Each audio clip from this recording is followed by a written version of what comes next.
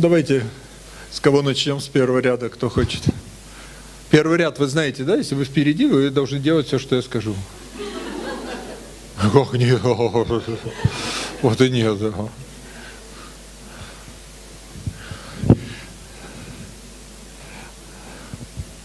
Вы нашли свое предназначение? Да. Какое у вас предназначение, что вы нашли? Ну, для себя я нашел свое предназначение в какой-то вставать или нет, в предпринимательской сфере, потому что это, ближе всего ко мне. Я долго тоже задавался этим вопросом, долго себя искал. И, в частности, вот психология, какая-то восточная психология, она мне направила на путь. И я как-то сейчас пытаюсь совместить эти две сферы для себя. И, вижу, по крайней мере, ближайшие годы своего развития именно вот в этом. Так вы практически коллега, получается? Возможно, да. Уважаю. Спасибо. Хорошо. Но предназначение – это не только карьера. Да, выключайте, пожалуйста. Спасибо.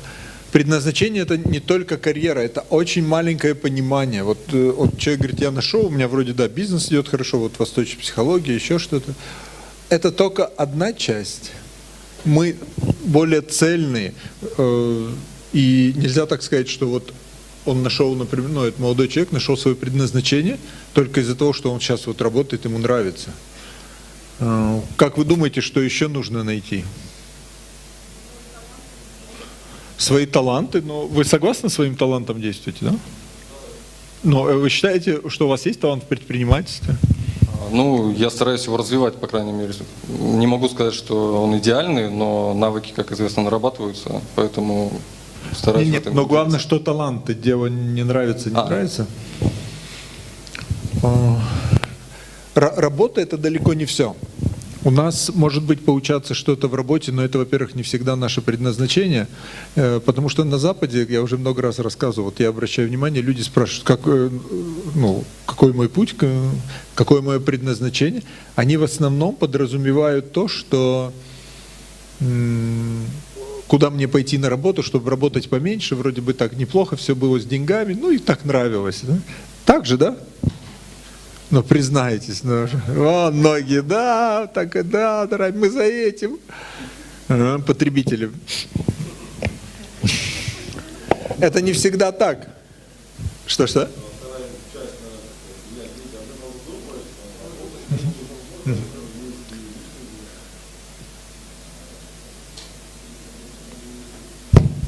Есть просто личные моменты, я думаю, как семья, дети, то есть в плане этого духовность в семье, когда есть взаимопонимание, все растут счастливо, радостно, когда рады видеть друг друга.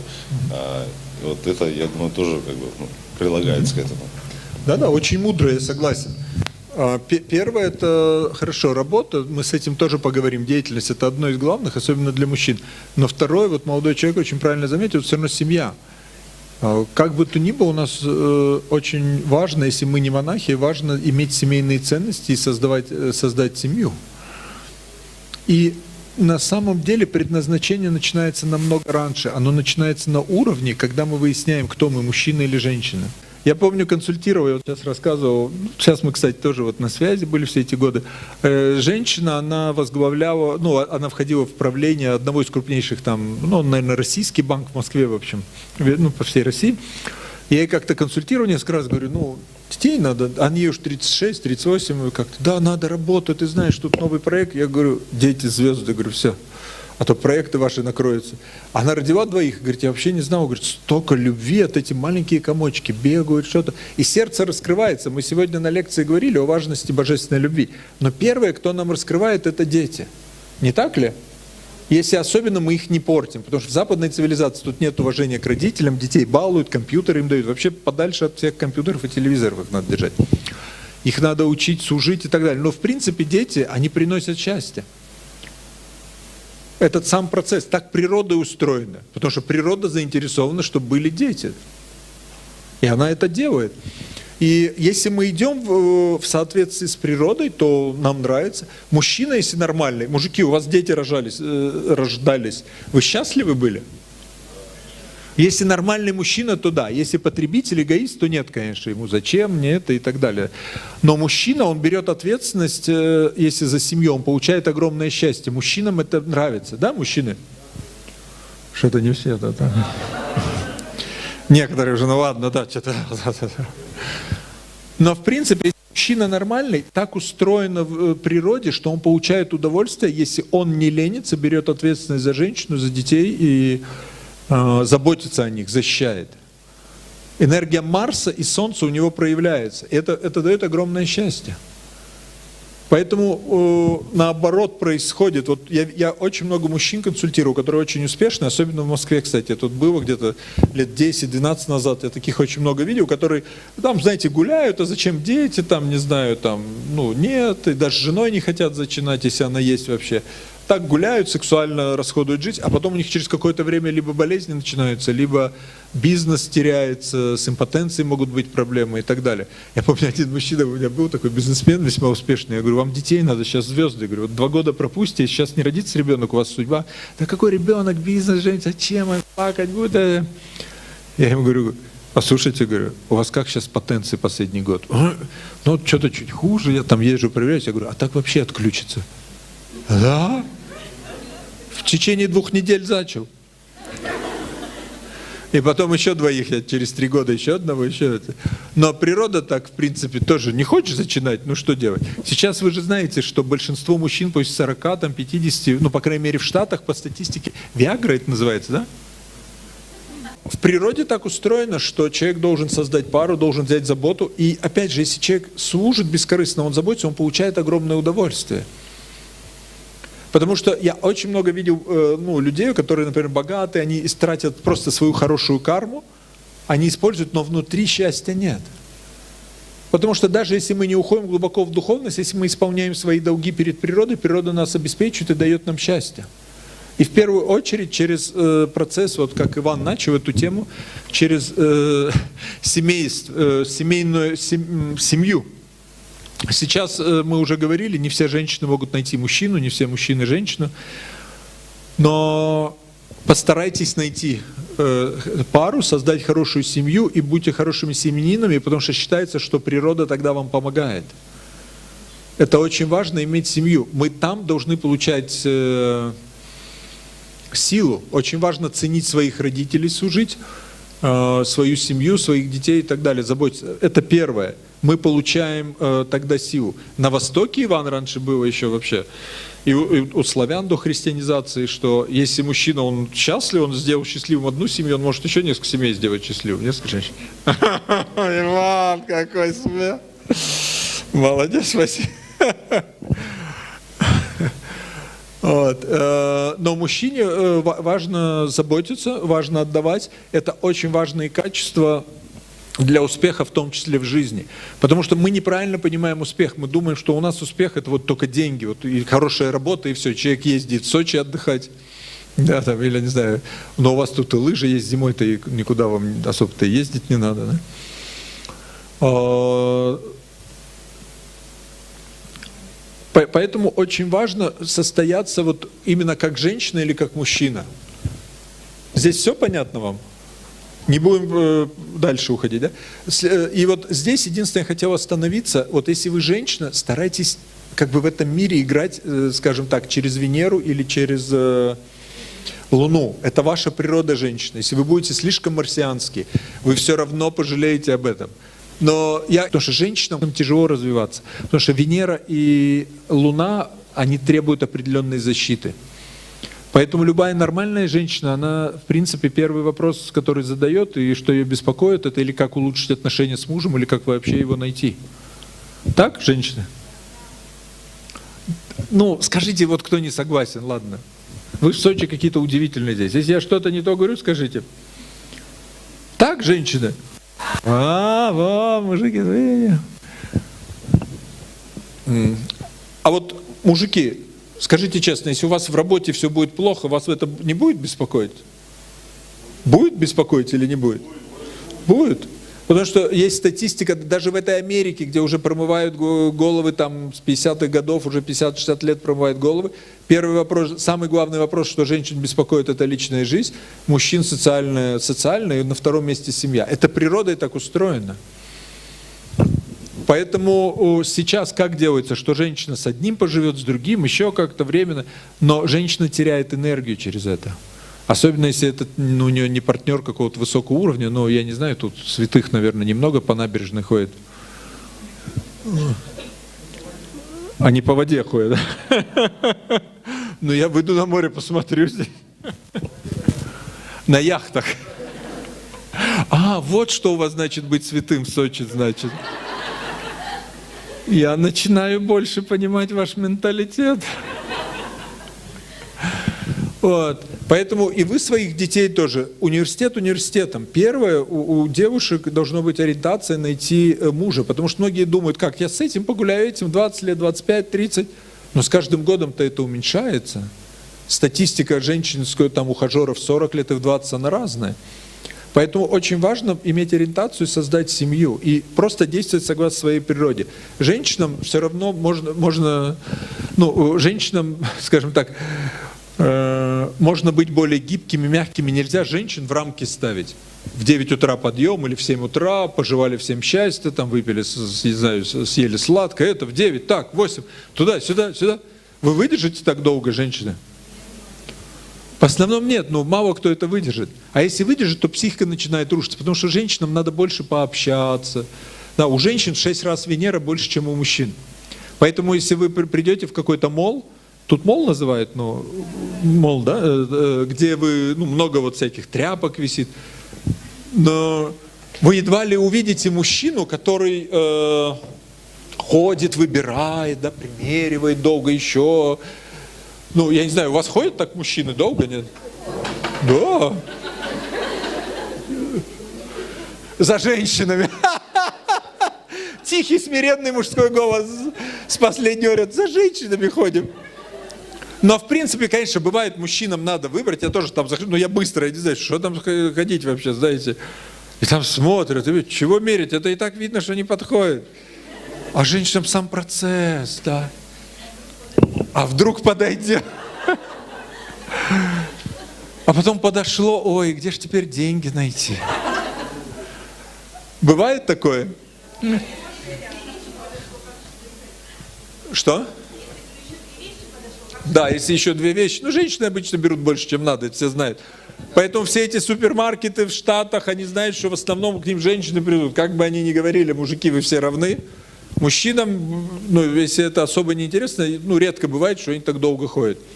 Но женщин 6 раз Венера больше, и им нужно женщинам вам больше уют создавать. И это природой устроено. Если вы придете к холостякам, там по одному в доме, да? Если мужчина один живет, у него что, обычно мебель, какой-нибудь, не знаю, телевизор, футбол идет и все. А женщина пришла, сразу занавесочки, да, сразу чист.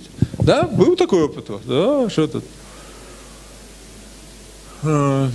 Поэтому у женщин другая природа. И действуйте в соответствии с этой природой.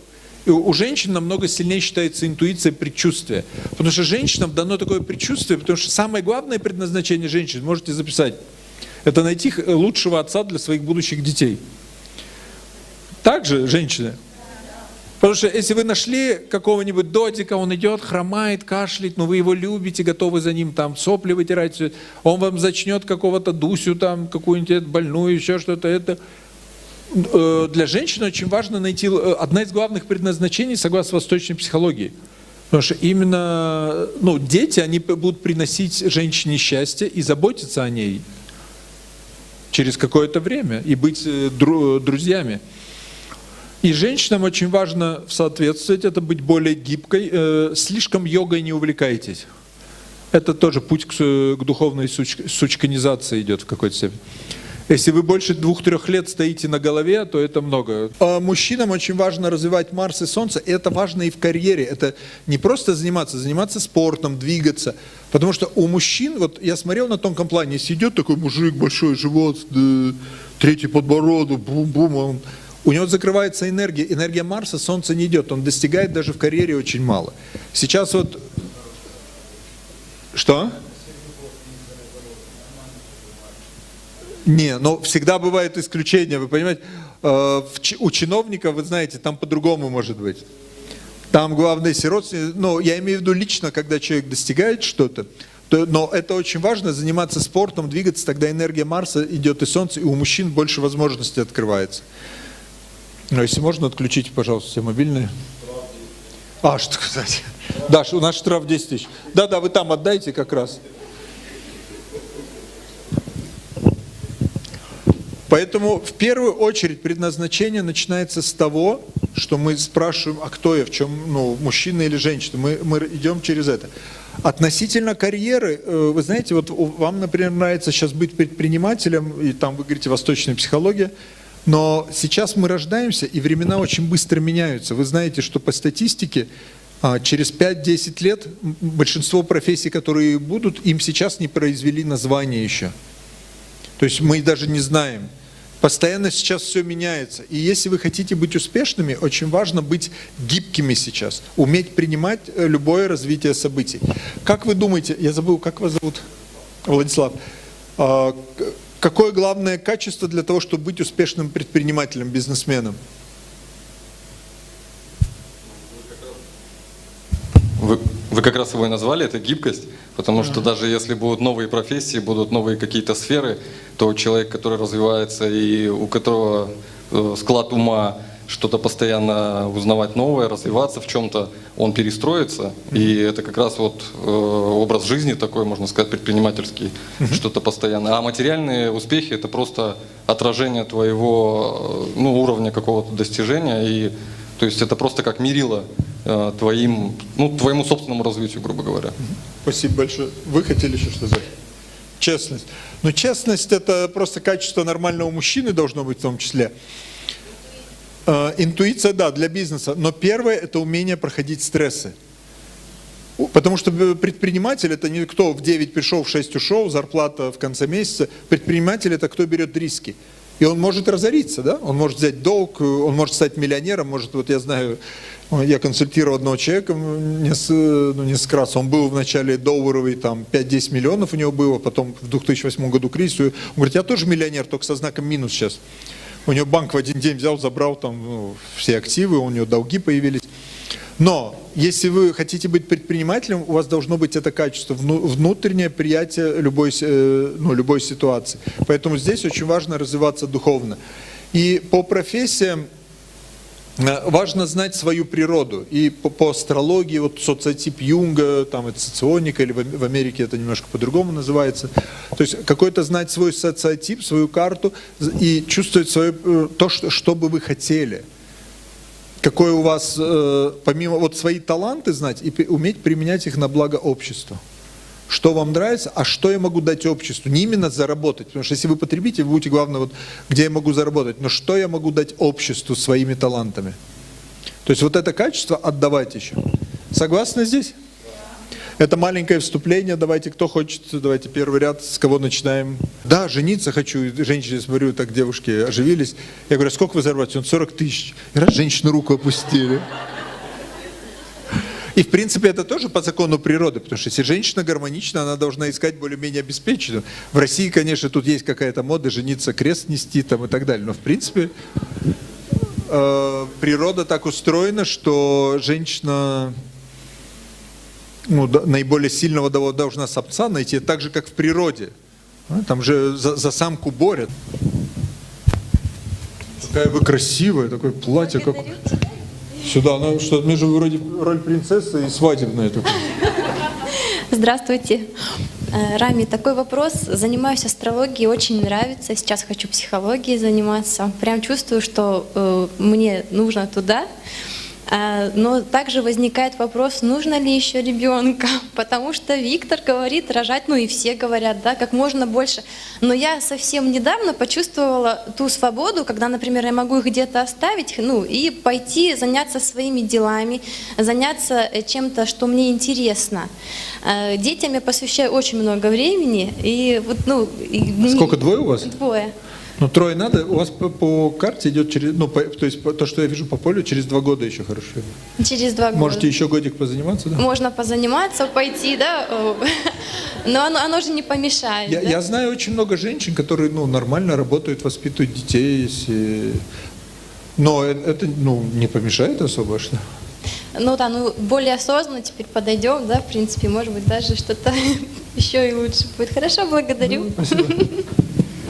приблизительно такой же вопрос хочу задать. Я сама преподаю йогу и очень счастлива в этом направлении. Вот. У меня на данный момент 4 детей, и муж очень сильно хочет, чтобы у нас еще один малыш появился. Вот у нас 4 девочки, вот, и он очень хочет мальчика. Есть ли у меня в поле это?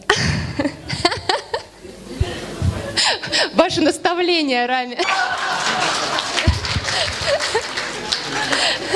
А можно я подойду?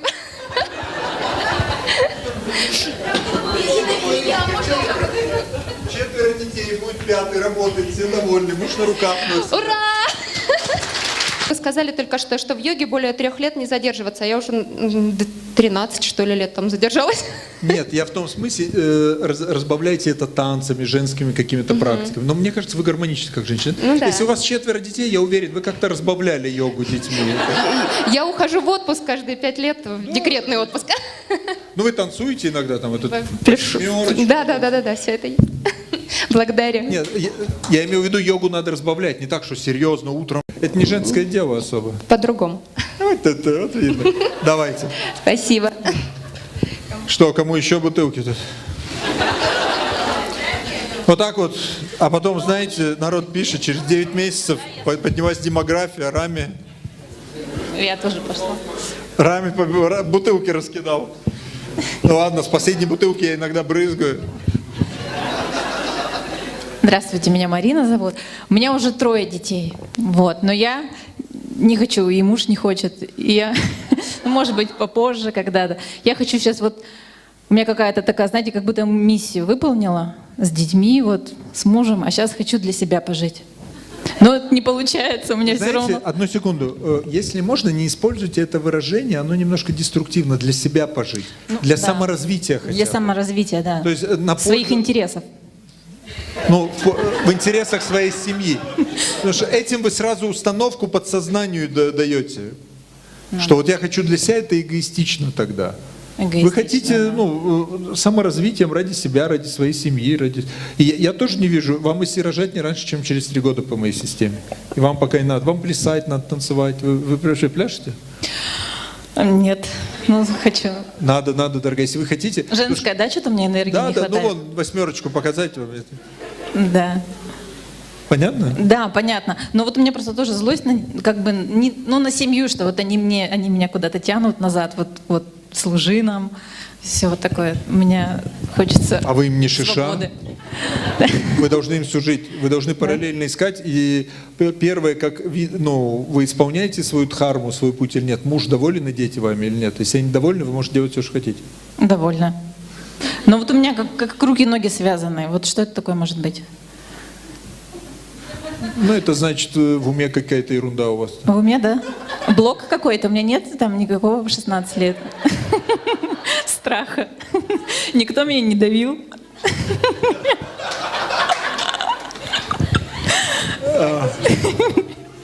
Но вот если посмотреть, например, 14 лет, где-то 10, вот 14, такое ощущение, что вы других давили, нет? Было такое, что вы в подростковом были активной такой девушкой? Очень, да, хулиганка Такой, страшная. хулиганец. Очень. Ну, что-то и осталось в какой-то степени у вас. Ладно, спасибо большое. Очень Пожалуйста, но приятно. вам надо танцевать. Танцевать. Давайте, ну вы 8 выйдите, дорогая. Выходите, ну пожалуйста. Это просто... Да, да, да. Давайте, А тут вы еще сейчас за где-то- ней должны повторять. Вы встанете за ней, и вы повторяете. Да, Да, здорово. давайте микрофон А сюда. здесь еще, я знаю, преподаватель по танцам есть одна. Всё, Вот идём. девочка, мы с ней ходили. Ну давайте, вот вы за ней повторяйте. Встаньте Ну, чуть давай. сзади и повторяйте. Не, вот за ней и следите. Микрофон выключить, дайте микрофон, пожалуйста. Давайте 8, там 9, все такое. Ну видно, что вы, да, не занимались танцами долго. Вы за ней любуетесь. Тише.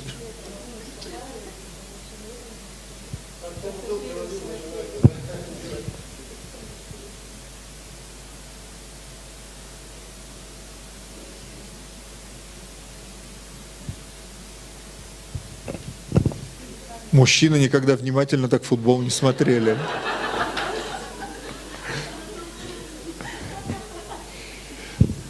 Пока они крутят, я буду говорить, хорошо?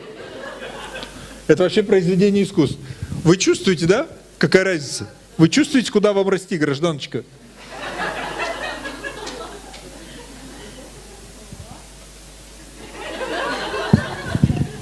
А вы тоже это умеете? Какие у вас очень талантливые.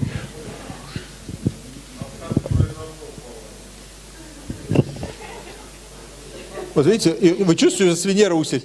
Хорошо, спасибо, садитесь большое.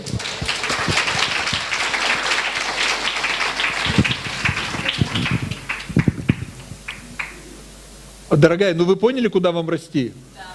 Просто у вас, если более женская энергия будет, вы будете более здоровы, более успешной. И дети, и семья будет больше вами довольны. Вы можете меньше дома быть, а довольны они будут больше, представляете? Сама энергия, которая будет эманировать от вас. Давайте вот блондиночка. Вот микрофон. Если вопрос короткий, то можете так задать. Если... Да.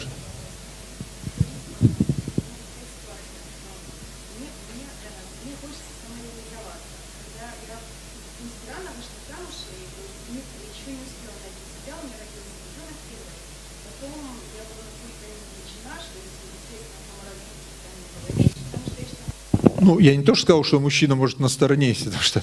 Но природа его может, ну, вдруг давать какие-то варианты всякие, вдохновлять его, скажем так. Как я чувствую, вам просто отдохнуть бы хорошо. Минимум полгода, вот, ну, просто отдохнуть даже. Никакой деятельности вам не надо. Вам просто нужны массажи, какая-то хорошая терапия вам и так далее. Понимаете? Согласны с этим, что вы устали? Энергетически, я говорю, я сказал, массажи, терапия, я имею в виду психологическая, просто отдохнуть, вот по морю погулять, побыть одной и так далее, потому что вам, в принципе, нужно, вы такой интровертный человек, вам нужно какое-то время быть одной, вам тяжело вот с ребенком, там, если какой-то, ну, ребенок второй занимал больше времени. Я как бы посоветовал, может, с мужем поговорите, дайте мне полгода отдохнуть, пусть, может, бабушки больше с детьми будут, воспитателя, вы поездите, опять же, йогой, танцами позанимаетесь, отдохните хорошо, потому что я как чувствую, вам надо минимум 3 месяца просто отдохнуть. Сколько хотите, вы высыпаетесь, массажи, особенно плеч вам надо, психологическую терапию поработать, выговориться вам надо и так далее.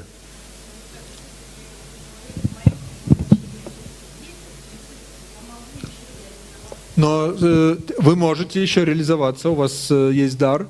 Ну, то, что я вижу, у вас много талантов, чисто так выглядит. Но понимаете, тут такое дело, что вот вы в прошлой жизни, вот если смотреть, то у вас идет, что вы были очень талантливым, даже известным каким-то человеком, ну, очень талантливым, по крайней мере. И вы привыкли, ну, как-то вот какой-то славе, скажем так, чего-то достигать, и у вас подсознательно это одна из форм гордыни, что вот я что-то должна делать, и это вам мешает. Вам гордыня говорит, что это вот мало, что я детей рожаю и так далее. Но по законам природы и по законам семейного счастья, семейной жизни, вам, конечно, если муж говорит, вам надо попробовать. Но попробуйте 3 месяца, поговорите с ним, ну, что вот 3 месяца, полгода надо отдохнуть. Потому что я на самом деле не сторонник, чтобы женщины рожали каждый год. Ну, иногда это хорошо, если молоды, но минимум лучше раз в 2-3 года, в 3 даже, наверное, лучше. Чтобы женщина отдохнула, восстановилась, набралась сил, потому что сейчас у нас тела не такие, какие были там 100 лет назад, когда люди в деревне жили, свежий воздух, там яблоки свежие, продукты, экология. Сейчас другое, сейчас женщинам надо больше для восстановления, мне кажется. Не всем, но часто. И вы психологически устали еще, потому что у вас психологическая травма со 2-м ребенком была, как я вижу. Поэтому вам бы вообще отдохнуть, вот больше отдыха, просто самой бывать, почитать, какое-то время себе дать пространство. И мне кажется, это полгода где-то надо. У меня такой вот кратенький вопрос по поводу предназначения. Вы говорите, что предназначение женщины — это родить детей, посвятить семье, ну и заниматься тем, чем хочу. Или чем хочет женщина. Вопрос, а есть какие-то ограничения в возрасте? Вот у меня есть ребенок, есть то дело, которое вроде как тем, чем я хочу заниматься, но хочется еще детей. А подумай, что на это уйдет какое-то время, да, за то, ну, Сейчас, давайте одну секунду. Женщина, я уже во многих аудиториях это даю. Мне где-то написала какая-то дура феминистка, извиняюсь, других слов не найду, что как я про женщин так могу сказать, это вообще была шутка, но это уже у нас стало фразой. Женщина, я вам дам сейчас одну фразу, я ее на многих тренингах давал. Вы ее запишите, повесите в своей комнате, в санузле, в машине, в кошельке, в косметичке. Пишите. Она очень короткая, четкая, ясная. Приготовились все писать? Я на полном серьезе. Сделайте это. Не думайте, что я это буду помнить. Если у вас будет это висеть, это будет совсем по-другому. Можете смайлик потом добавить. Выключите у вас микрофон, пожалуйста. Женщинам думать запрещено. Видите, какая у вас истеричная радость только от этой самой фразы, да? Женщинам думать запрещено. Пишите. И я на полном серьезе. Распечатайте это. Повесьте. Вы не представляете, сколько счастья в вашу жизнь придет. Все проблемы в уме. Вот я этой гражданочке сказал, такая женщина, у нее все хорошо, семья хорошая, все вокруг хорошо. Она своим умом все проблемы, а вот брат такой, а он завистливый. Это вообще еще правда, что он завистливый? Это еще, да, может быть еще. Поэтому смотрите на эту фразу и все. Вот я думаю, что будет, не надо думать. Хорошо? Помните, как анекдот, что военный, он подходит, пилишь, ты что пилишь там вот... Может дерево туда упасть, сюда, отойдите, что думать, пилить надо. Ему говорят, подумай, он говорит, что думать, пилить надо. В каком-то степени вам это нужно, вот энергию Марса по-женски. Что думать, делать надо ребенку, и все.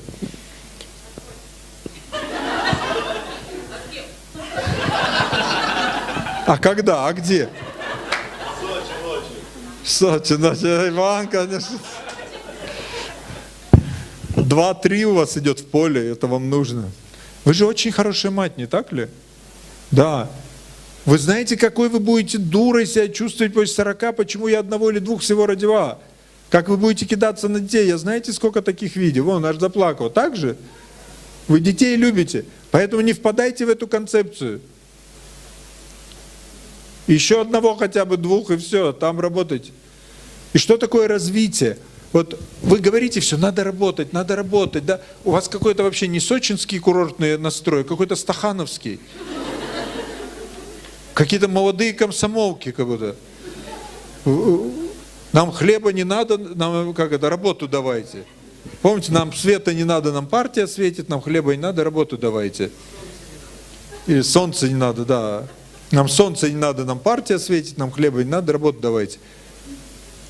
Вот смотрите, есть целые книги, есть ни 1, ни 2 исследования в Австралии, в Англии, в разных странах, когда люди, которые умирают, их спрашивали, о чем вы жалеете?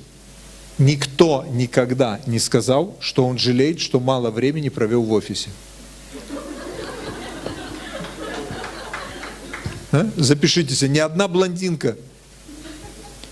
Жалели, что детей не нарожали, жалели, что не развивались, но никто не жалел, не сказал, почему я в офис мало ходил, или почему я умираю, а у меня в банке всего 5 миллионов, а не 20.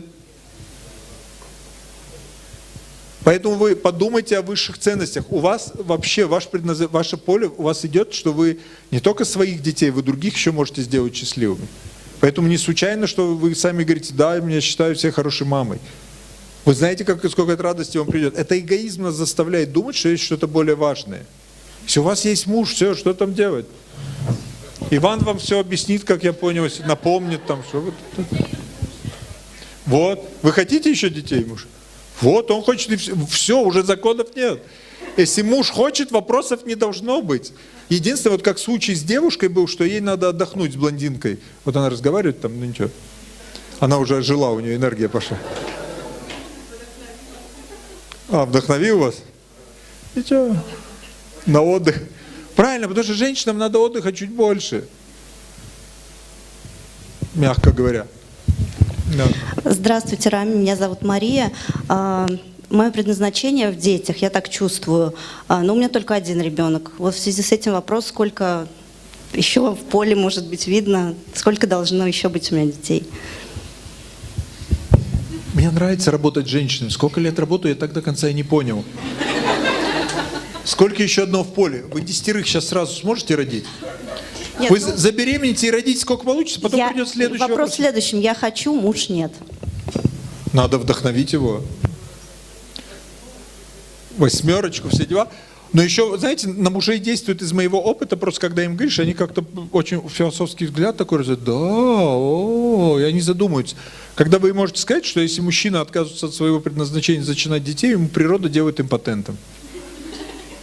В моем случае у меня после рождения детей вообще упал уровень энергии. Такой вопрос: где взять энергию для того, чтобы хватало на семью, на свое развитие, на реализацию в работе? И последние 6 месяцев я стала задумываться о 4-м ребенке, но муж не хочет. Ну, как бы есть у меня в поле еще один ребенок. Как это? Spiritual agriculture, как духовный сельскохозяйственный работник, это агроном, как духовный агроном какой-то. Если у меня в поле есть, еще 3, все нормально. Но у вас просто природа, у вас ваты много, вам отдыхать чуть больше надо, массажи. У вас, если смотреть, 16-18 лет потребления было много, потребительство настрой. Если бы вы не нарожали детей, у вас бы могло быть и похуже со здоровьем. Вам больше отдыхать надо, и у вас очень важная, как я вижу, программа уныния есть в поле. Не замечали за собой? Да, есть, видите, даже до рождения детей. Поэтому возьмите, у меня были они выложены на сайте, но в интернет-магазине точно есть. Не пожалейте, там $3-5. 2 тренинга по унынию. Один московский, один израильский. Проработайте его, это очень важные тренинги. Потому что уныние – это очень опасная программа, она очень много тонкой энергии забирает. Особенно у женщин. И поэтому радуйтесь, что вы радуетесь чаще. Да? Как это? Откуда энергию взять? Надо какой-то вкус к жизни иметь. Если вы ходите, как, знаете, энергетическая могильная плита такая, знаете,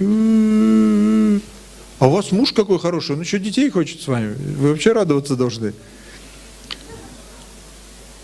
Начните делать, начните радоваться. Мужики, вот кто хочет, я могу вам очень хорошую жену вот так вот сейчас сделать, у вас будет, у кого нет еще, извиняюсь. А мужа не можете? Со мной всегда можно договориться, но подождите, дайте я с джентльменами пообщаюсь. У вас будет жена, но она будет как могильная плита. От нее радости не будет и умиротворения. Хотите такую? Боже упаси, да? Поэтому, женщины, от вас должна радость эманировать. Умиротворение и радость. Ищите, где хотите. Веселитесь, смейтесь.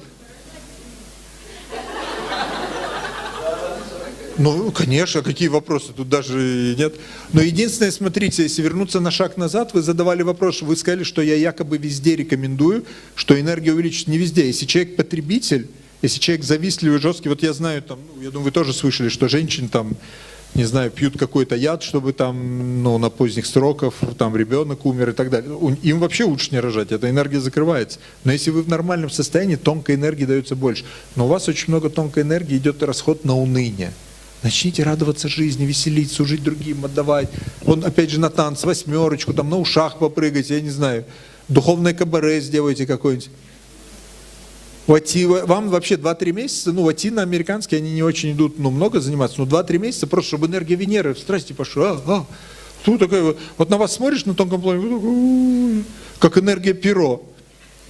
Буратино не смотрели в детстве? А еще одна самореализация. У вас будут дети, нет, вы бы так бы ходили, все равно самореализация. Радости больше. Радость приходит откуда? У меня тренинги есть, где взять энергию для великих совершений, посмотрите. И проработайте, вот просто научитесь отдавать, научитесь служить. И просто радоваться, даже по-хорошему, внутренне радоваться. Вот вы же были сегодня на лекции? Вот научитесь любить этот мир, не только человек. Вы выходите, и вот вы смотрите на какое-то место, часть, например, улицы, на какое-то дерево. Научитесь любить. При всем уважении к детям. Вы видите, женщины, они собрались, друг друга передают ребенка. И вообще тренинг до фени. И они так по бабье счастливы. Вот сколько вам, девчонки, лет по 25, да, максимум?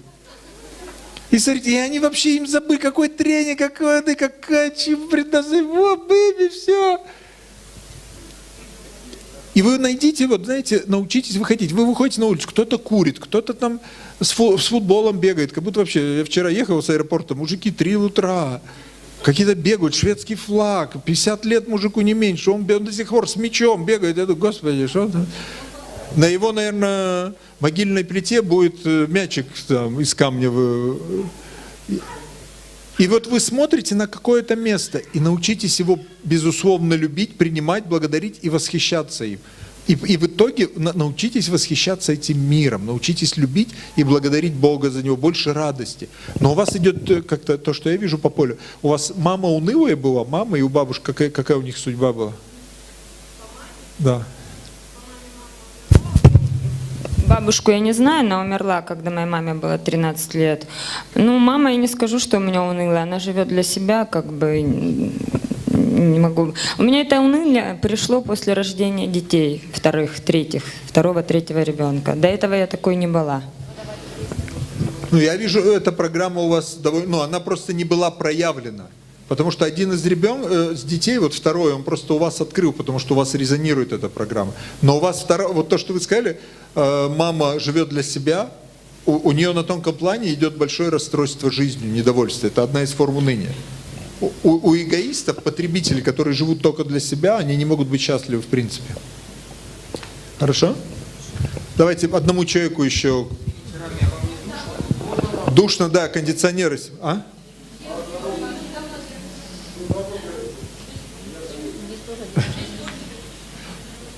А я держу микрофон. У меня такой вопрос, Рами. Если женщина уже родила ребенка, и у нее есть потребность в саморазвитии, в социальном каком-то проявлении, имеет ли она на это право, если она еще не воспитала детей, как бы, ну, до совершеннолетия, например? Мы должны заниматься саморазвитием всегда. Это не то, что сынок, тебе 16 лет, все, я пошла в клуб, ведическая калинка, или еще куда-нибудь там саморазвитием, там. Вы должны постоянно заниматься. Вот, например, девушка, вот смотрите, она с ребенком ходит, покормила его, тут слушает лекцию и так далее. Вы можете наушники вставить, сейчас же прекрасно все. Вы можете дома находиться, слушать лекции, заниматься и так далее. Почему нет? Просто про очень социальную важно детям... реализацию. Что? Про социальную реализацию, как бы про саморазвитие я поняла, да. Главная социальная реализация женщины перед природой – это семья и дети. Если вы там хорошо, то вы можете делать все, что вы хотите. Я поняла, спасибо большое. Пожалуйста. Давайте этой вот рыженькой дадим, передайте микрофон, она просто сидит, нервничает, мужчины нервничают. Включен? Меня Ольга зовут. У меня такой вопрос. Вот я очень хочу детей еще, но у меня есть два «но». У меня нет мужа, и мне уже много лет. Вам нужно найти хорошего мужа и побыстрее все это делать, не тянуть до 60. А где его найти-то? А сколько вам лет, если не секрет? 41. Ну вам еще немного осталось для рождения детей. Перед небольшой практикой я хотел бы вернуться на минутку к теории. Мы говорили про предназначение, на мой взгляд, что довольно важные вещи. И вместе с тем очень важно понимать, вот кто мы, как мы на лекции говорили. Мы душа, которые пришли в этот мир учиться любви. Никогда не отождествляйте себя сильно с этим телом. Я певица, я там веду клуб «Ведическая калинка», я танцовщица, я мать 4 детей. Это ваша временная форма, временная игра, она не будет вечна. Согласны с этим? Не слишком уж прям вживайтесь. Мы приходим в этот мир только для того, чтобы учиться любви. Никакого другого смысла в этом нет. Учитесь любви, учитесь бескорыстно служить. И главное – осознанности. Потому что осознанность, бескорыстное служение, оно предшествует любви. Как я вам на лекции говорил, человек, который неосознанно, он не может любить. Он живет в ментальной какой-то своей концепции. Уходите с этих ментальных концепций. Учитесь жить здесь и сейчас. Это первое. И второе, почему очень важно жить осознанно. Потому что когда мы живем на уровне ума, как я вам говорил на лекции, что и Абрахам Маслоу, и многие ведущие психотерапевты западного мира, они сказали, что когда большинство, 99% людей живут на уровне ума, механично, так, в своей реальности, мы живем в своих фильмах, которых вообще, как правило, их нет на самом деле. И когда ум успокаивается, мы тогда можем воспринимать эту реальность, мы можем жить здесь и сейчас очень счастливо и гармонично. И все проблемы в уме. Вот это словосочетание из западной психологии, из восточной психологии и философии, все в уме. Вот вы что-то боитесь, что-то... Чего вы боитесь? Вы подумайте, вы увидите, что все в уме, все пройдет, все временно. И если у вас правильный философский настрой, вы просто бескорыстно служите и очень важно осознанно, максимально живете сердцем, потому что у нас есть два пути, как жить. Мы берем энергию, по большому счету, только из двух источников. Вот представьте, что здесь стоят два чана таких, два огромных, ну не знаю, таких сосуда, слева и справа. Например, справа это гордыня, а слева безусловная любовь. И мы любое наше действие мы черпаем либо от гордыни, либо от безусловной любви. И все. И всегда проверяйте себя, любое действие. Я сейчас действую из безусловной любви или из гордыни. И вы увидите, как у вас жизнь поменяется. Все, что идет от гордыни, наполнит вас страхом, разрушением, обидой, сделает ваше красивое лицо, морду клином, такую. Вот. Все, что идет от безусловной любви, принесет огромное счастье, и, может быть, вы вначале потеряете каких-то денег, немножко славы, каких-то там, даже, может, репутации, хотя из гордыни там в итоге еще больше теряете. Но вы в итоге получите намного более счастливую и здоровую жизнь, потому что жизнь есть только на уровне души, на уровне гордыни нет. Поэтому отслеживайте, насколько у вас гордыни много в любой ситуации. Эта гордыня со знаком минус может быть, то есть неуверенность в себе. И если вернуться к осознанности, то когда мы живем осознанно, через нас идет эта энергия божественной любви. Привыкните все делать осознанно. Вот мы начинали с вами на лекции, и вот сейчас продолжите. И максимально вот не останавливайтесь, делайте это один раз за другим. Следите за своим дыханием, пожалуйста. Вот сейчас сидите и следите за дыханием, потому что я хотел бы с вами чуть позже сделать такую медитацию небольшую. Для этого ваш ум должен быть спокоен. Самое простое — следите за дыханием. Вы скажете, ну это неужели... Я не знаю, почему меня обложили бутылками.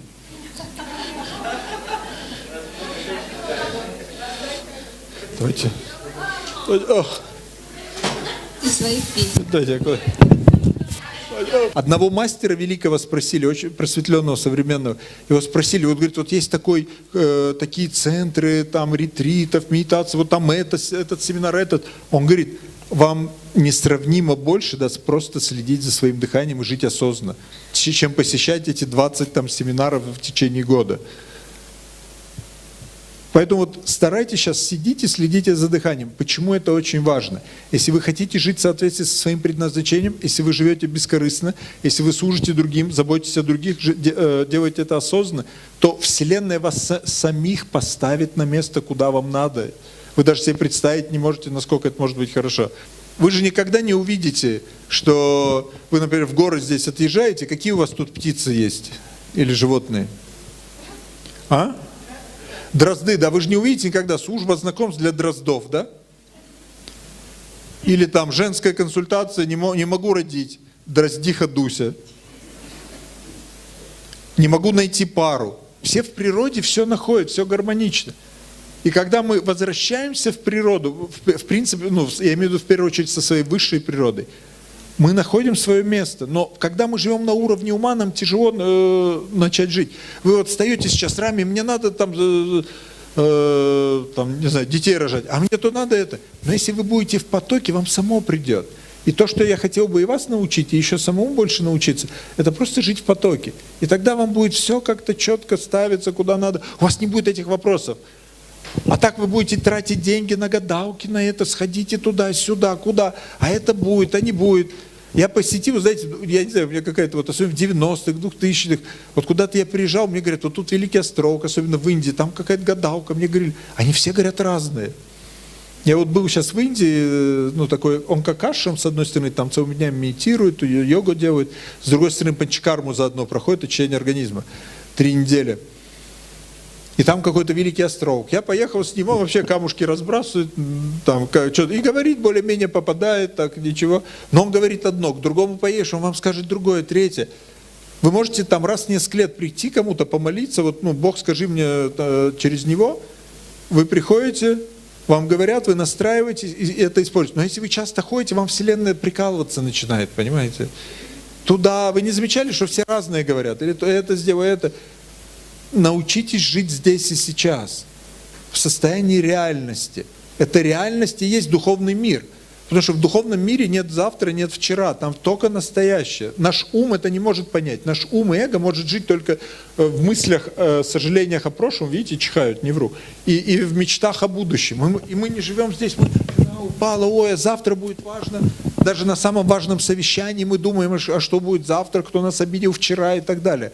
Возвращайтесь в состояние здесь сейчас. Это прямой доступ к нашему высшему Я.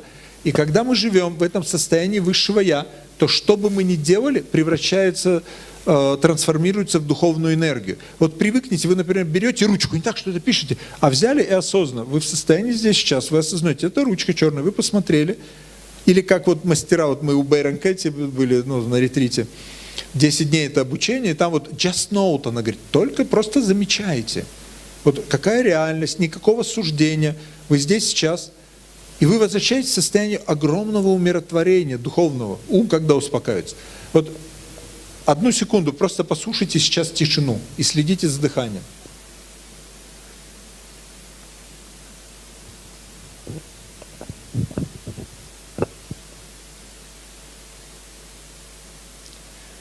Что вы чувствуете сейчас? Вы чувствуете огромное умиротворение?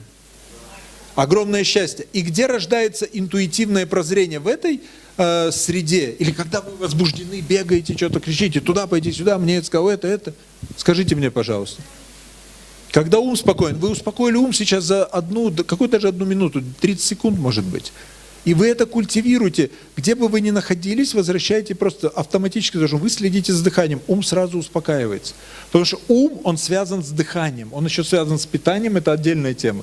Поэтому не рекомендуется есть трупы, там ноги чьи-то, водку пить, химию есть и так далее. Потому что это влияет агрессивно, эти низшие вибрации, они влияют на ум. Но даже самое простое, следите за дыханием, и все, что вы не делаете, вот научитесь подходить к любой мелочи, как будто это самый главный объект вашей жизни сейчас. Например, вот поправляю книгу, я поправил, я в состоянии здесь сейчас, я ощущаю эту руку, я посмотрел, как называется книга, я возвращаюсь к вам, говорю, но так или иначе, это состояние здесь сейчас. И когда мы возвращаемся, мы начинаем понимать, что в этот момент, здесь и сейчас, это самое важное в нашей жизни, мы получаем доступ, то, что можно сравнить с ядерным оружием. Что такое ядерное оружие? Это расщепление атома, самого микроэлемента во Вселенной, это расщепляется, и это дает колоссальную силу.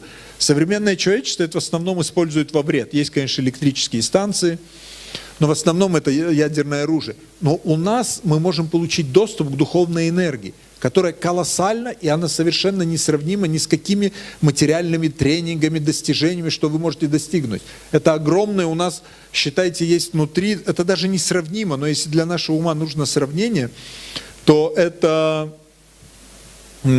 как доступ к огромной, у нас внутри огромная ядерная станция, которая безвредна, скажем так, которая, наоборот, нам может дать огромное счастье, огромную энергию. Для того, чтобы к ней вернуться, все, что нужно, надо научиться немножко медитировать, возвращаться в состояние здесь и сейчас, очищать свой ум. И когда мы в этом состоянии, и мы подходим к этому моменту очень внимательно, все, что бы мы ни делали, мы делаем осознанно. Вот мы моем посуду, берем ручку.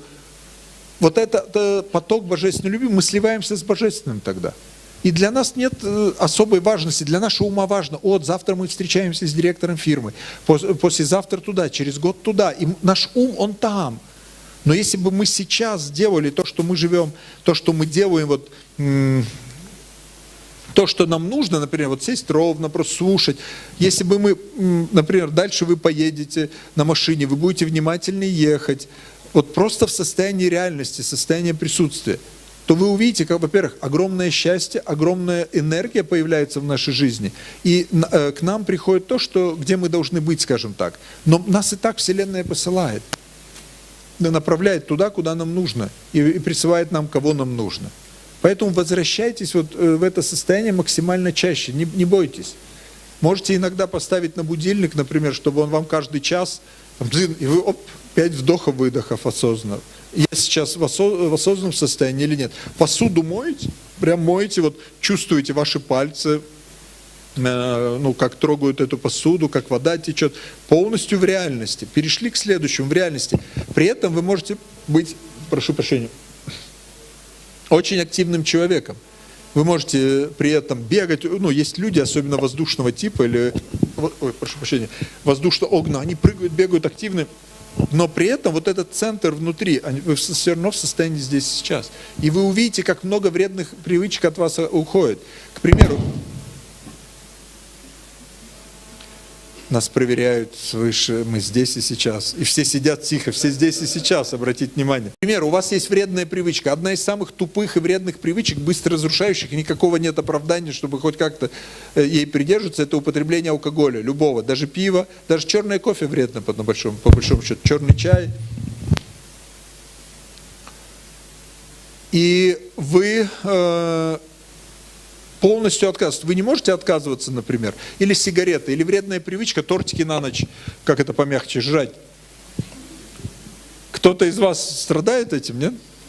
Да. Знаете, одно из главных качеств. Не имейте тортика в холодильнике дома. И вечером мне не будет, нечего будет кушать. Вы знаете, когда вы идете, и вы в состоянии здесь сейчас, это не значит, что вот так пойти как-то. Я здесь сейчас. Вы также идете, просто осознаннее. Но вы заметите, как ваш иммунитет улучшается, усиливается. Как усиливается ваша внутренняя сила, интуиция во много раз. И множество других вещей. Но этому предшествует бескорыстное сужение. Потому что просто жить осознанно, если вы гордый, завистливый, жадный, если вы мало отдаете, мало служите, вам будет тяжело. Поэтому ищите сужение всегда. В первую очередь своим близким. Прям ищите сужение, потому что это милость для нас. У нас эгоистичных тварей, у нас мнение, что от сужения надо бежать.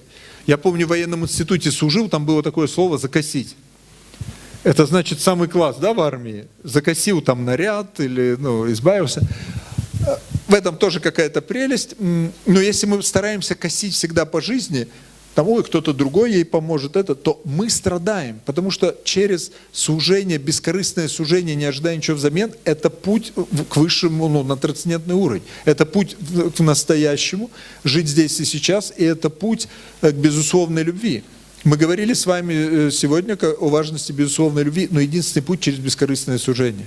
Медитация, вы не можете внимательно, вот точно, видите, не вручхают. Путь к медитации, если вы хотите медитировать, а наша жизнь должна быть медитацией. Это не то, что один процесс, вы где-то сели там под деревом.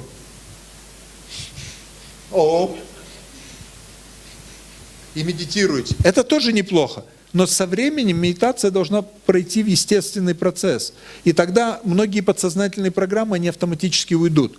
Потому что ум станет чистым, многие подсознательные негативные программы просто уходят, и жизнь меняется. Поэтому старайтесь жить максимально бескорыстно и осознанно. Вот делайте что-то бескорыстно, не ожидая ничего взамен. Вот вы поете, например, пойте это от души. Вот здесь спели вам, похлопали, хорошо, где-то еще, где-то не пригласили, хорошо, на все воля Бога, я не привязан к результату. Я это делаю ради блага других. Я это делаю максимально осознанно. Это единственный путь безусловной любви, другого пути нет. И это единственный путь к подлинному нашему предназначению. Тогда мы вступаем в высшую природу взаимодействия, и мы быстро находим свое действие, если нужен спутник, детей и так далее. Понятно это? Поэтому практикуйте вот эту осознанную жизнь.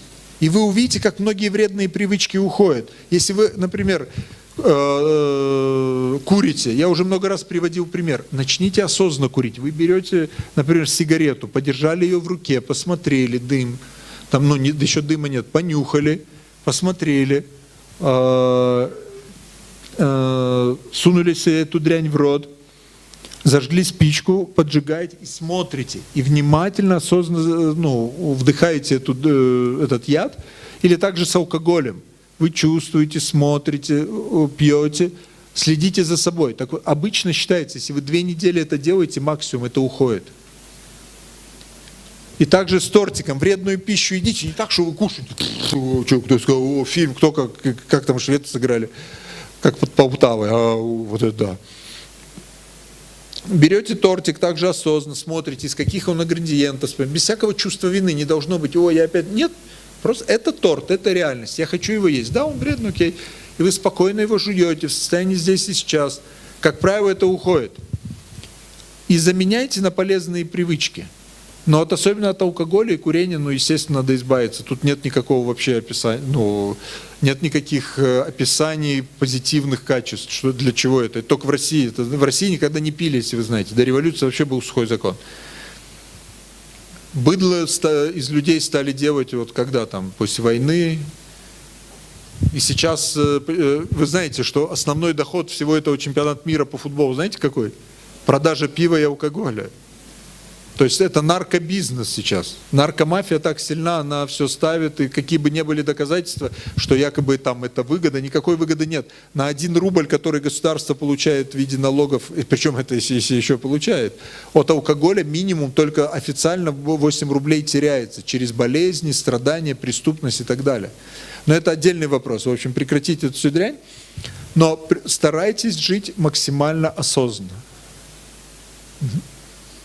Хорошо? Для этого нужно, опять же, бескорыстно служить и еще радуйтесь жизни. У вас в Сочи так выйдешь, птички поют, такая природа, такая энергия хорошая. Мне кажется, вам сам Бог велел тут. Да? Такой радостными быть. Так и будьте радостными. И вы, женщины, станьте источниками умиротворения и радости для мужчин. Мужчинам это практически самое главное, все, что нужно. Венера и Луна от женщин нужно. Также мужики. Если им надо будет с кем-то пофилософствовать, они найдут. Или на рыбалку съездить, я не знаю, кто еще бедных рыб мучает. Так же, мужики. Много вы мужчин знаете, которые с женами на рыбалку ездят? Это издевательство, да, над рыбалкой. И вопрос в чем? Есть где мужское, где женское, но так или иначе культивируйте вот это качество, и вы увидите, как многие вопросы, которые вы имеете в своей голове, они проявятся из сердца, интуиция заработает. Сейчас я хотел вас попросить сесть ровно, закрыть глаза.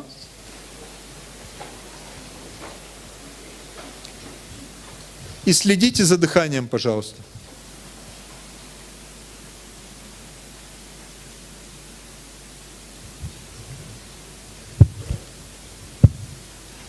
И у меня большая просьба, не шевелитесь вообще. Даже веками, даже пальцами, руками. Если что-то чешется, то почешите себе сейчас. Себе, молодой человек.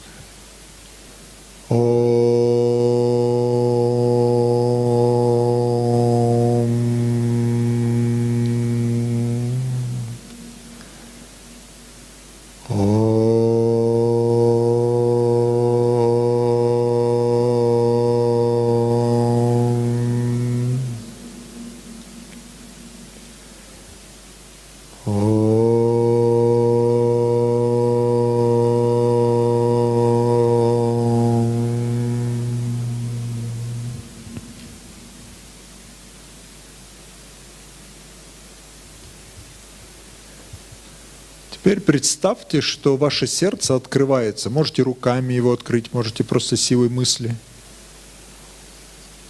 Из него идет, можете представить фиолетовый цвет, можете представить желтый, еще какой-то. Цвет божественной любви, который покрывает вас, весь зал, всю землю и все вселенные вообще. Направьте этот свет на свою семью, свою работу, в общем на жизнь, на те объекты, которые всплывают в вашем уме сейчас, как друзья, может быть, увлечения.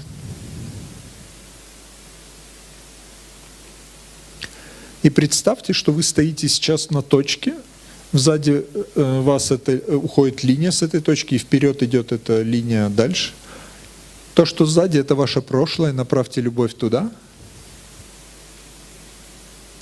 Этот фиолетовый цвет.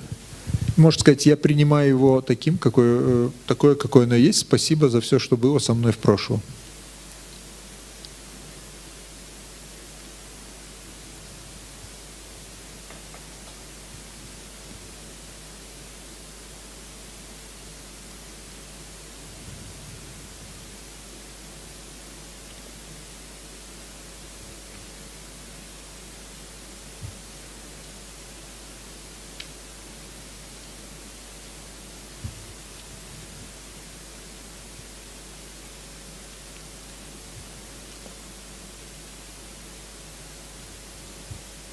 Если есть моменты, которые всплыли в вашем уме, наиболее беспокоящие вас, например, как вас унижали, били, какая-то обида, на уровне ума вы можете вернуться туда и изменить это. Вот вернитесь и пройдите ее правильно. То есть простите обидчика или даже не обижайтесь, поклонитесь всем мысленно, поблагодарите за этот опыт.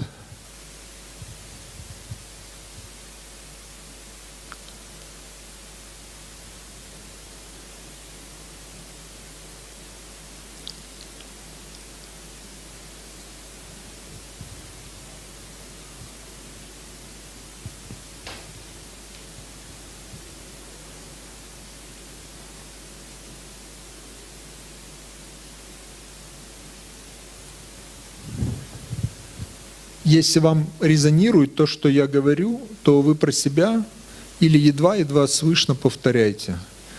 Только я буду в мужском лице говорить, те, кто из вас женщины, говорите в женском. Я благодарен Богу за все, что было в прошлом.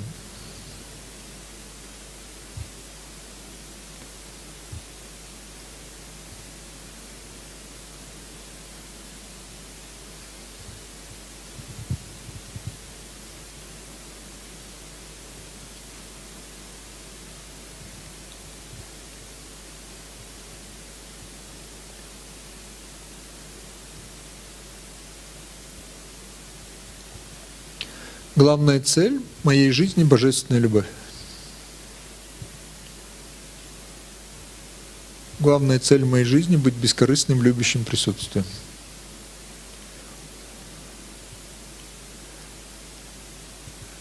И осознанным. Я осознан. Внутренне я готов принять любое развитие событий.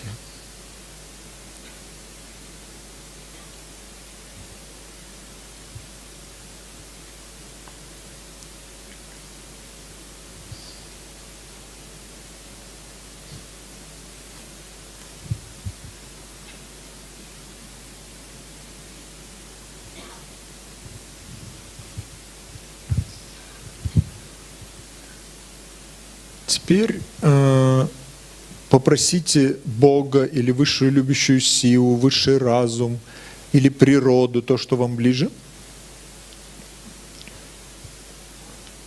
показать вам будущее и то, что самое лучшее для вас предназначение.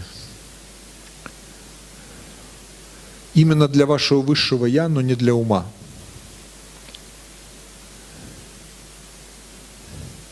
И дорога, которая идет вперед, будущее, увидьте себя, кем бы вы хотели, и то, что вам показывает Вселенная.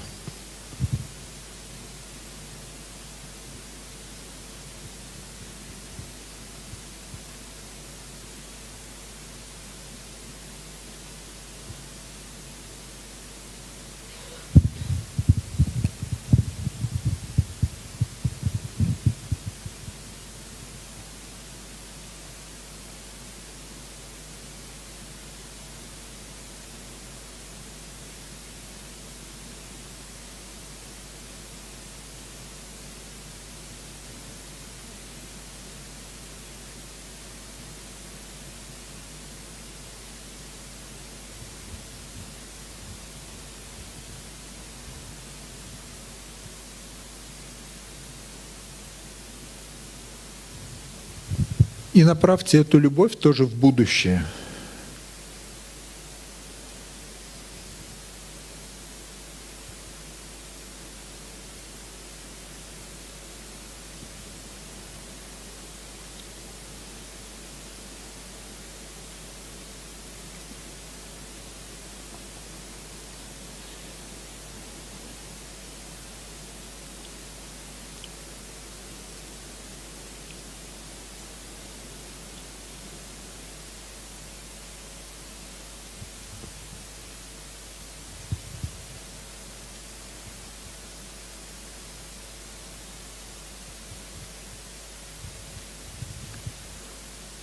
Я готов принять любое развитие события в будущем. Я живу здесь и сейчас. Прошлое и будущее — это иллюзия. Все временно.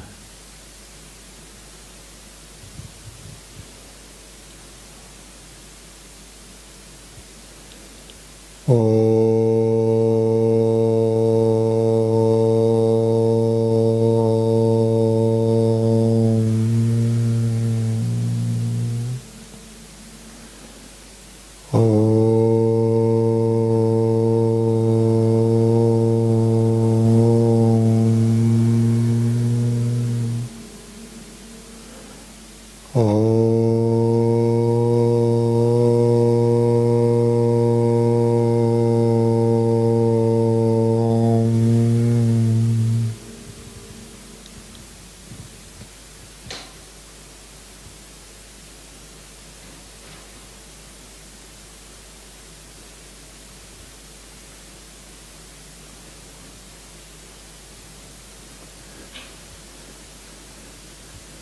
попросите эту высшую любящую силу жить гармонично на 4 уровнях, чтобы вы были успешны на физическом, социальном, интеллектуальном и духовном уровне, чтобы с каждым днем бескорыстие и осознанность увеличивалась. Самое главное, безусловная любовь. Ибо я есть любовь.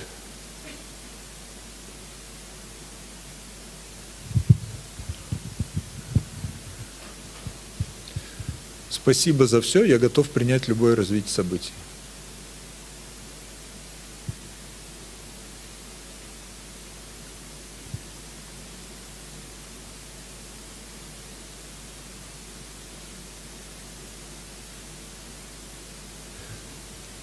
Можете потихоньку открывать глаза.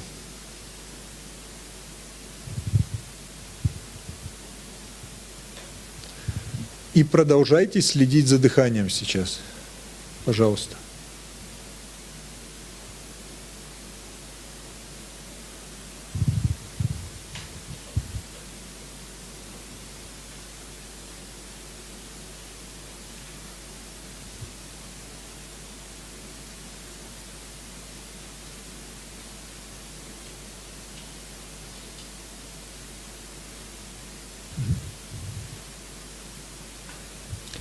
А теперь постарайтесь осознанно, от сердца, максимально широко улыбнуться.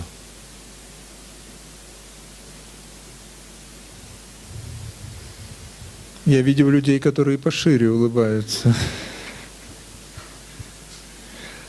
Хорошо. Сейчас я хотел бы, чтобы вы поделились. Благодарю, Рами, за такую медитацию.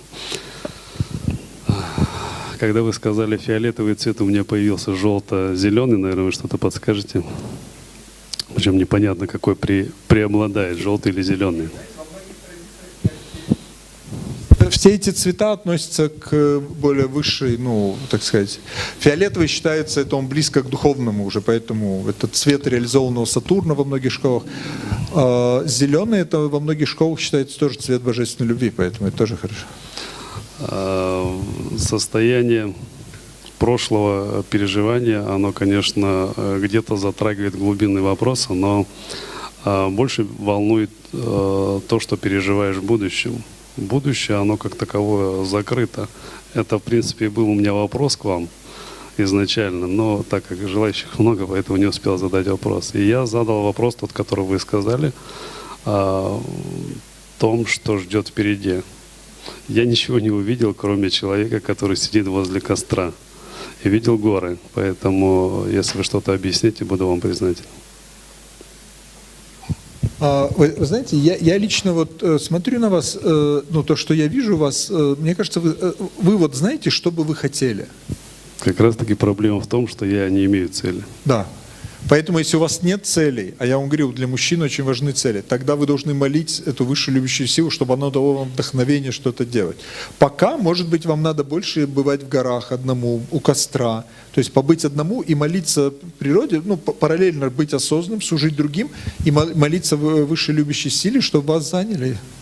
Потому что я то, что вижу, у вас нет в поле вот какого-то устремления, огонька, какого-то желания.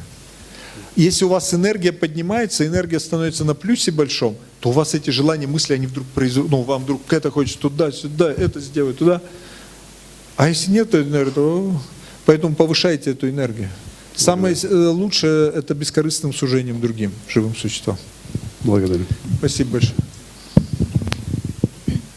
У меня во время медитации ум не шел через грудь. Вот, то есть как бы... Что не шло? Звук ум не шел. Я еле-еле его вытаскивала вот из себя. Будущего не увидела, меня просто выключало в сон. Вот. Неплохо, потому что идет на подсознательном уровне проработка. Потому что эта медитация, она рассчитана на чистку подсознания. И многие вещи, 95% тут подсознательно идет очищение. Поэтому, если кто-то заснул, это не так и плохо. Да, я хотела поблагодарить за тренинг, потому что у меня поезд будет 18:42, я уйду просто-напросто. Всем удачи. Спасибо. Спасибо большое. Кто-то еще хочет поделиться? Вот, девушка. У меня во время ухода в прошлое наткнулась на состояние недоработки отношений с мамой, и тут же папа, тоже подобная ситуация, когда прям вот больно они мне очень сильно сделали. Вот, то есть Ну, недоработка. секунду, вы прописывали своих родителей? Ну, я прописывала, но недостаточно Нет, качественно. надо еще. Да. И вы возвращаетесь, вот когда вы возвращаетесь в состояние здесь сейчас, вам всегда подсознание покажет, что в прошлом вам мешает жить в настоящем сейчас, что вам блокирует. Знаете? Вот, в будущее ушла у меня очень параллельная прям какая-то картина, тоже у меня костер, правда, я себя увидела возле костра, в медитации, вот какое-то такое вот глубокое состояние медитации. Ну, нужно уже все больше, вот более по-настоящему духовной становиться, медитировать. Это внутреннее состояние сознания. Благодарю. Рам, я прошу прощения. Бывает такое, что я могу увидеть все-таки рядом находящегося, а не себя. Рам, на самом деле у меня это часто бывает. У меня работа юриста, я как-то вам уже рассказывал. И я могу перенять что-то. Ну, как вам сказать? Да-да, потому что у вас нет внутри сильной личности, нет сильных желаний, сильных устремлений, и вы привыкли, я как вижу по вашему полю, это почему-то от матери идет программа, часто жить жизнями других людей. Для того, чтобы найти свое предназначение, надо уметь жить своей жизнью, не слишком зависеть, кто вам что сказал, кто что подумал и так далее. То есть именно проживание чужой жизни. Вот девушке передайте. Я тут перехватила. Вы знаете, я вот видела проблему прошлого, обиду на подруг, на моих таких близких. Вот как мне ее можно проработать? Вот такое, ну не предательство было, но не очень хорошие отношения. И вот это во мне сидит, я уже вроде бы давно простила, но это вылезло вот сейчас. Нет. Дорогие мои, то, что вы простили на уровне ума, это 3%, это не работает. Вы подсознательно, эмоционально не простили, это в вашем поле, это разрушает вашу жизнь. В том числе может мешать найти свое предназначение, давать болезни. Берете ручку в левую руку, пишите: «Дорогая Дуся, прошу у тебя прощения за все, дорогая Дуся, прощаю тебя за все, дорогая Дуся, благодарю тебя за все», левой рукой и полный поклон в пол. Можете, вам 40 раз кланяться надо. Не минимум неделю вот так прописывайте, кланяться. А если у меня по жизни идет, вот вообще со школы прям предательство близкой подруги, вот прям идет. Вот смотрите, в этом мире повторяется урок. Вот вы его не прошли, вам дается еще и чаще все сильнее, пока вы не прошли. Вы не проходите внутри предательства друзей. И это то, что вот как раз я хотел поговорить, я надеюсь, сейчас будет у нас чуть время еще. У нас часто мы начали с того, что мы думаем, предназначение — это какая-то профессия, да, какая-то деятельность, там что-то делать. Но на самом деле наше предназначение здесь в первую очередь это решить свои кармические задачи. Потому что если мы решаем свои кармические задачи, мы с этого уровня поднимаемся на другой. И там совсем другое предназначение, другая деятельность, другое общение. Понятно это? Да. И вам для того, чтобы подняться, в том числе и в личной жизни, и в карьере, и в работе, очень часто нужно вот простить. Поэтому не случайно вам говорится, ты хочешь какое-то предназначение решить, еще детей, или там в карьере лучше, или там стать мастером в чем-то, а ты маму еще не простил, или у тебя такой детский комплекс. Понимаете, о чем я? Да. Поэтому одно из главных предназначений — это решить нашу кармическую задачу. Поэтому те, кто были у меня на консультациях или на некоторых тренингах, мы работаем, как решить эту проблему, как решить свои кармические задачи. А вот в будущем, знаете, я себя увидела с младенцем на руках опять. Вот как вот не... Вот блин, надо же. Вот я и младенец, и все. Что мне делать-то? Вы аккуратнее так, потому что если вы это без радости говорите, вы следующему уже младенцу посылаете энергию разрушения. Так нельзя. Нет, я хочу, но попозже. Вот хотите и попозже, но вы же не завтра увидели. Это все равно занимает процесс, пока я бутылкой кину, пока вы там мужа встретите. Да, хорошо. Спасибо вам большое за эту практику. Спасибо. Давайте вы последние в этом отделе, потом вот здесь, чтобы мы успели хотя бы часть людей. Здравствуйте, Рами. Я по вашему заданию, я из Архангельска, работаю 2 года. И я хочу поделиться тем опытом, который я вот в эту медитацию ощутила. Это первый раз у меня было. Обычно я сплю на ваших медитациях. А сегодня вот, когда надо было открыть сердце, вот оно у меня открылось, и я все время пребывала вот в этом свете желтом.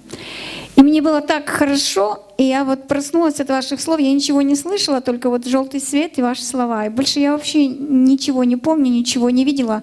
Но у меня такое ощущение кайфа, вот просто, и энергии, такого прилива, вот такие ощущения. Спасибо большое.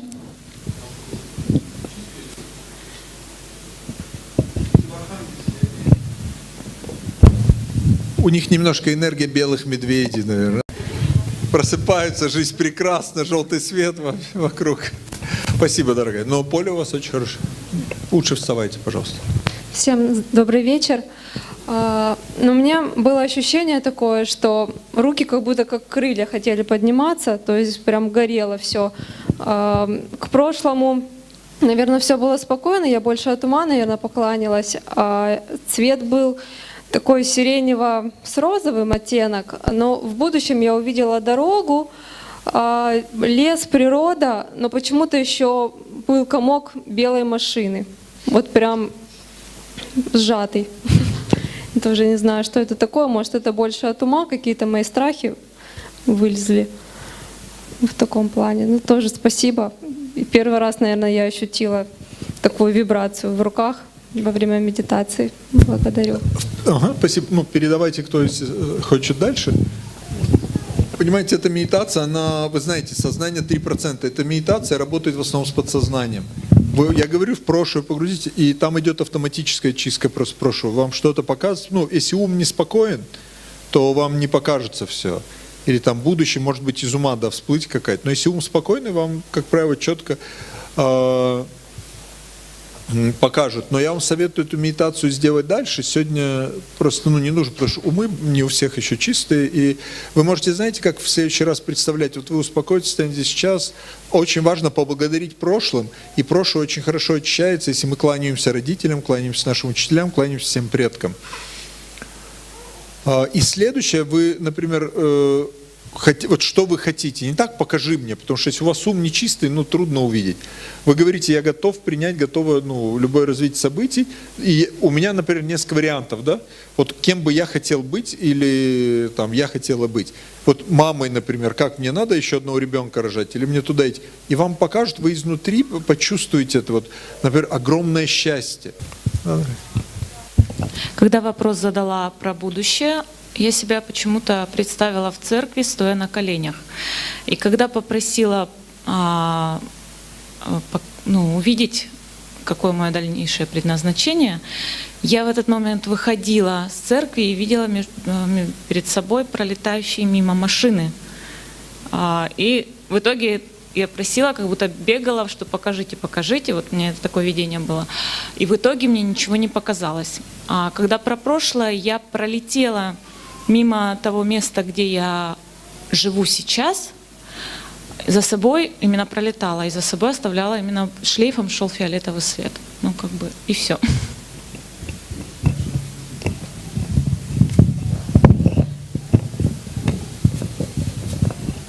Здравствуйте, меня зовут Валерий.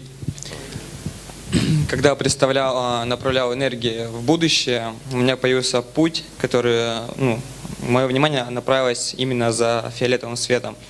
И это был выход из леса в просторы моря и с облаками. Вот что я видел, что бы это могло значить. Я не очень глубоко знаю вот эти... Есть просто специальные методологии, как работать с подсознанием. Там вы из леса выходите, это обычно, новая жизнь обычная, то, к чему ведет. Если пространство видите, это хорошее, если вы увидели. Лес, это часто говорится, что много ненужных людей, может, вокруг, ненужная деятельность, чем-то вы заняты. Вот, то есть, похоже, потому что вот эти символы, я не слишком большой специалист, есть какие-то более глубокие их объяснения. Но я специально вам дал, чтобы вы в будущее направили энергию, почистив прошлое, что вам начнут показывать, если вы сейчас начнете работать над собой и задавать конкретные вопросы, что я хочу.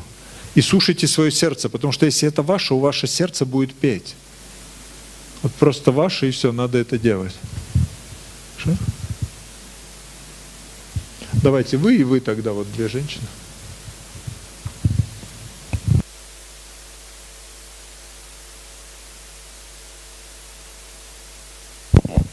Добрый вечер.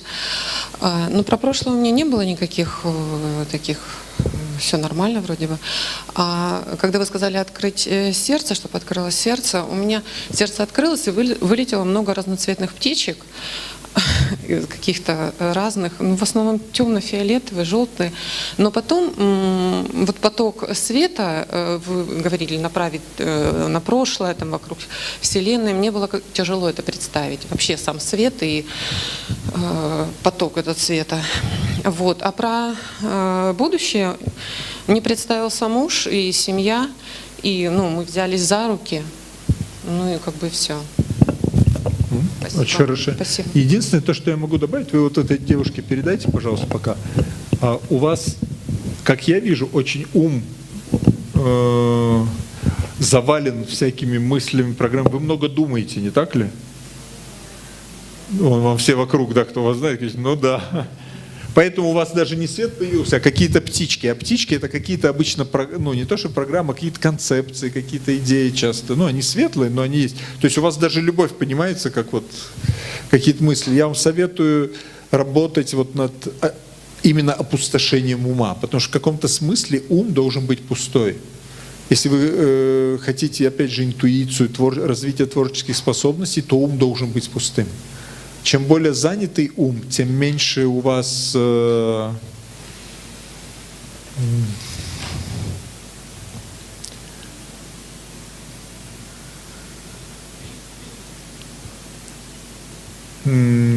успеха в жизни и творчестве. Вы как бы, вот знаете, вы на тонком плане выглядите очень перегружены различными ментальными концепциями, и вы всегда думаете, потому что это огромный отток энергии. И это делает ваше лицо клинообразным.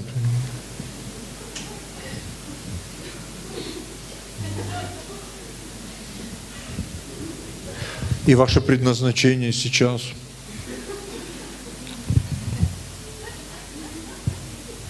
стать немножко блондинкой. Это есть медитация, есть техники. Но, знаете, займитесь, вот вам даже не йога хорошо, а какой-то цигун. Научитесь делать что-то нелогичное. Вы как-то думаете, возьмите, например, дома, ну, на улице не всегда это возможно, и пойдите, например, вперед, ну, как, вперед спиной. Или я не знаю, у меня один ученик, он был такой замудренный, он архитектор довольно хороший, известный в Москве был. И он там дома ходил, одевал какие-то семейные трусы в большой гараж и галстук, и ходил. Перед зеркалом он привычно так. Потом только вы привыкли что-то другое, что-то необычное такое. Спасибо большое. Спасибо вам большое. Сегодня мы, если вы чувствуете энергетически и познанием, вы переполнены, не чувствуете? Потому что сейчас у меня идет знак, что надо уже народ прекращать уже очищать. Если у кого-то есть обратная связь, кто-то хочет сказать, кому-то что-то понравилось, что-то не понравилось, что-то было полезное, что-то бесполезное. Микрофон вот дайте девушке тогда. Кто-то может Давайте вы, дорогой. Ваше предназначение сейчас осознанно бегать. Нет, отдайте микрофон. И вы будете раздающим. Хорошо, поднимите руку. Хорошо, дорогой, можно вас попросить? Добрый день. Меня зовут Катерина. Нахожусь уже в вашей школе с того года. За это время провела очень много практик духовных, в том числе и прописывала родителей. И даже доехала лично к ним и поклонилась лично им в ноги. Получила от них благословение. Для меня было это очень существенно и важно. И хочу поблагодарить вас, Рами, за тот свет, который вы несете. И для меня сегодня почему-то присутствие здесь, оно еще раз мне дало какую-то мотивацию, зарядило меня позитивом. И, честно говоря, в какой-то эйфории сегодня нахожусь весь день, не знаю.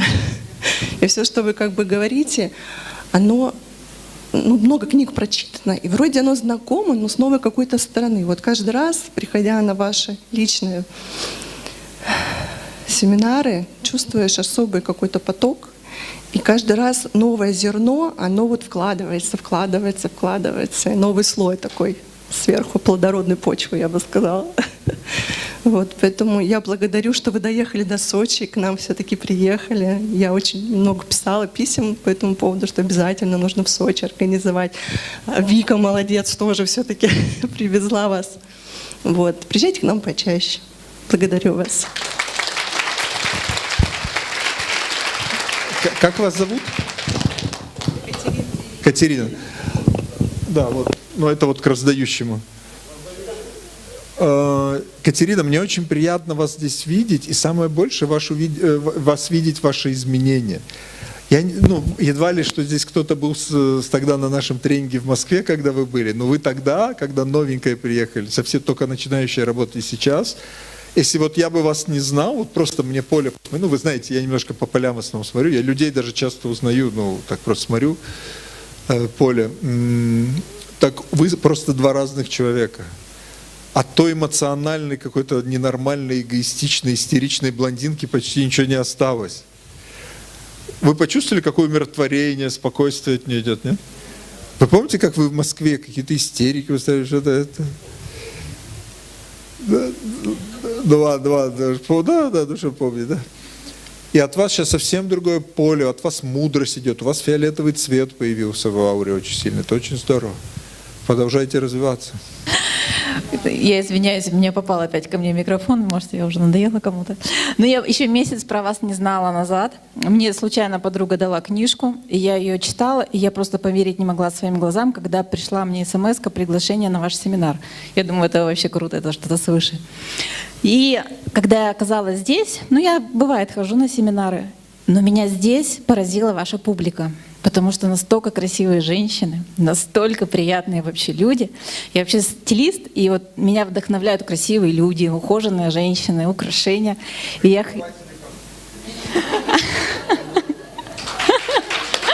У вас тоже, у вас великолепный вкус, сочетание цветов идеально просто. Ну вот супер. Вы выглядите... Да, то, что вы переоделись, и тоже мы так оценили. Да, поэтому... Спасибо всем, вообще все просто вдохновляют. И вы, то, что у вас такие красивые гости. Спасибо. Приезжайте еще к нам. Спасибо. Сейчас, одну секунду. Вы знаете, мне очень приятно то, что слышать, вот когда кто-то приходит с других каких-то программ, или кто-то новый, он говорит, вот публика, вот то, что вы работаете здесь, мы прорабатываем самую суть и законы природы. И мне очень приятно, то, что вы и внешне красивый, и... Преподаватель сказали тоже, вот, маечка новая, все такое, стилистическое. То, что красивые внешне, это да, вот даже посмотреть, как ваши поля меняются, вы не представляете. А поле меняется, ум меняется, то все меняется. Поэтому продолжайте работать в этом отношении. Вот это внутреннее есть красота. И это уже второе внешнее. Потому что, так посмотреть, вы красивые люди, нельзя сказать, что прямо на улице ходят крокодилы по сравнению с вами. Но от вас идет очень внутренняя красота, и вы продолжаете работать над собой. Это и есть наша задача, зачем мы приходим, это и есть весь смысл жизни. Потому что вы, например, вы убираете с прошлого какую-то обиду, вы убираете с прошлого что-то с родителями, например, связано. У вас совершенно другое поле, энергетика. И здесь мы проходим законы природы. Поэтому оставайтесь красивыми, счастливыми. Рами, я очень признательна за то, что вы есть в моей жизни. Я с вами впервые познакомилась в 2011 году, то есть побывала у вас на лекции в Москве, как раз вы давали. Тоже про любовь, кстати говоря, она была. Вот, и с тех пор я при возможности даже не узнаю, какая лекция. Если Рами, то значит я иду. И мне все равно, какая там лекция, потому что я знаю, раз так все сложилось, звезды так совпали, то значит для меня там будет польза. И действительно, каждый раз я вскрываю какие-то новые слои, даже та же самая информация, вроде как и читаемая, и много раз из разных источников уже известная, она ложится по-другому на душу, видимо, и свой уровень как-то повышается, и с другого какого-то ракурса эта информация рассматривается, приходит. Я очень счастлива, что вы есть, очень рада, что вы здесь, что мы сегодня встретились. Благодарю вас очень сильно. Вот. Счастья вам.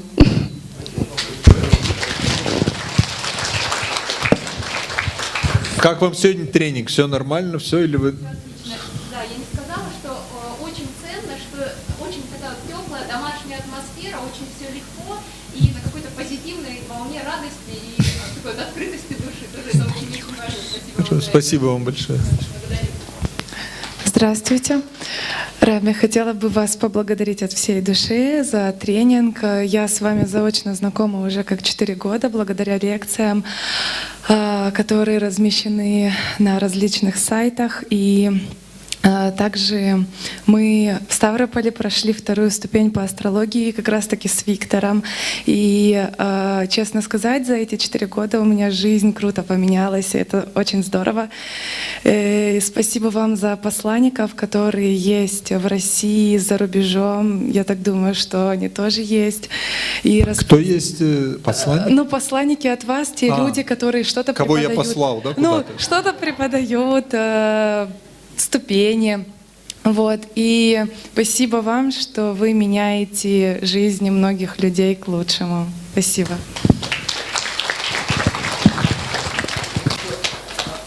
Добрый день, Рами. Спасибо вам, что вы здесь и за ваш труд.